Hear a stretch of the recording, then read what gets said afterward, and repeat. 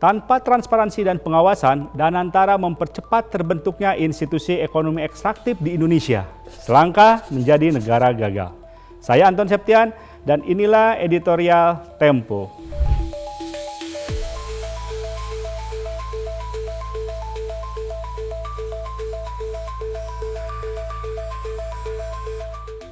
Lebih dari sekedar mengubah lanskap politik, pengalihan pengelolaan perusahaan plat merah dari Kementerian Badan Usaha Milik Negara atau BUMN kepada Badan Pengelola Investasi Daya Anagata Nusantara atau Danantara telah menimbulkan kecemasan perihal pelaksanaan tata kelola perusahaan milik negara tersebut.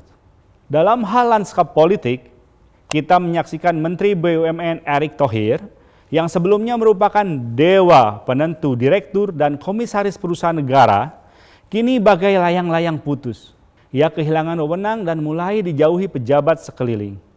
Di sejumlah forum yang berkaitan dengan BUMN misalnya, ia diabaikan, bahkan tak diberi kesempatan untuk sekedar berpidato. Hubungannya dengan Presiden Prabowo Subianto pun merenggang. Sementara itu, dalam hal tata kelola, kita menyaksikan bom waktu kehancuran ekonomi berdetak kian cepat. Mewujudkan mimpi ayahnya Sumitro Joyo Hadikusumo, Prabowo membentuk lembaga investasi yang menghimpun ratusan BUMN dengan aset belasan ribu triliun rupiah. Alih-alih menjadi solusi atas minimnya pendanaan, Danantara dapat menjadi sarana bagi segelintir elit memperkuat kekuasaan ekonomi. Dengan dalih kepentingan rakyat, Danantara diizinkan mengalokasikan dana untuk proyek-proyek yang tak layak secara ekonomi meski menguntungkan kelompok yang dekat dengan kekuasaan. Diputuskan secara sepihak, proyek ini dieksekusi tanpa pelindungan fiskal yang memadai. Rakyat yang tidak tahu berapa uang negara yang digunakan untuk proyek tersebut ikut menanggung risiko. Undang-undang BUMN yang menjadi payung pembentukan Danantara tak menyediakan pengawasan yang memadai bagi pengelolaan lembaga itu. Contohnya, kegagalan proyek tak dicatat sebagai kerugian negara.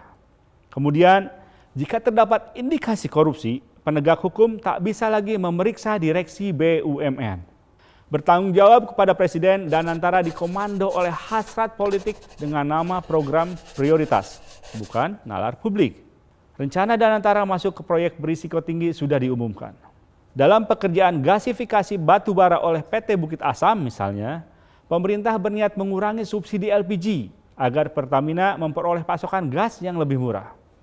Tapi berdasarkan hitung-hitungan, biaya produksi dan finansial pekerjaan itu lebih besar daripada dana subsidi yang dihemat. Dalam proyek pembangunan kilang senilai 2,25 miliar dolar Amerika atau lebih dari 41 triliun rupiah, pengusaha yang ikut berperan adalah adik Prabowo sendiri, Hasyim Joyo Hadikusumo. Menggarap proyek tersebut, ia menenteng GameCorp Capital, perusahaan asal Inggris.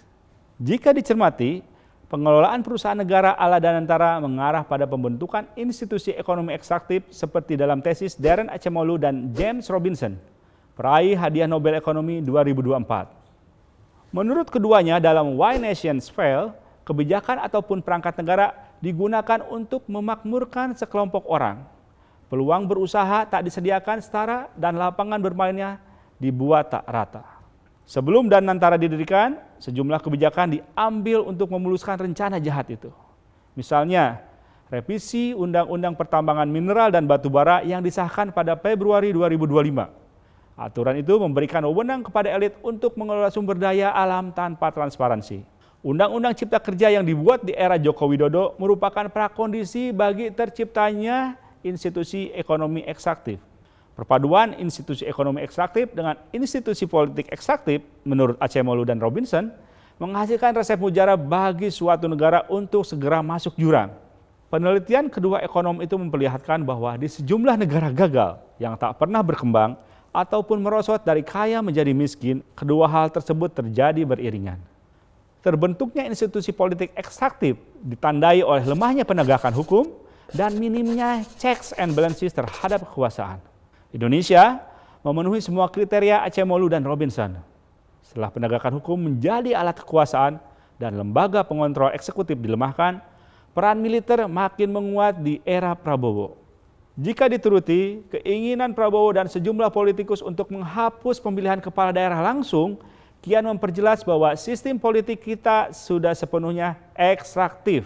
Cerita tentang pasang naik dan pasang surut peran politik Erick Thohir, orang yang pernah digadang-gadang menjadi calon wakil presiden Prabowo Subianto meski gagal, mungkin asik dibicarakan di meja makan. Tapi ancang-ancang Indonesia menjadi negara gagal dapat membuat rakyat Indonesia tak enak makan, bahkan mungkin tak bisa makan.